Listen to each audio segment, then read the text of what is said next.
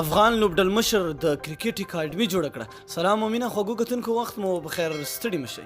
د افغانستان کرکټ ملي لوبډل مشر راشد خان د کرکټ زده کړې اکاډمي جوړه کړه. راشد خان د حضرت الله عزازي سره د کرکټ اکاډمي د نویو امکاناتو او پرمختللو وسایلو سره جوړه او ګټې اخیستنې ته وسپارله. د راشد خان او حضرت الله عزازي د اکاډمي د پرانیستي په مراسم کې ګڼ شمېر ملي لوبغاړي هم راغلي وو. د کرکټ دا اکاډمي چې مخکې هم شتون درلودی د نورو کسانو له لوري پر مخ بیول کېدله، اوس راشد خان او حضرت الله عزازي مسؤلیت او صلاحیت پر غاړه لري. د دې اکاډمۍ په افتتاح سره به غوره کوچونه، منظم سیستم او په ارزانه بیه ځوانانو ته د کرکټ زده کړه ورکول کېږي. تر دې وړاندې یو بل ملي لوبغاړی محمد نبي هم د کرکټ اکاډمي جوړه کړې وه.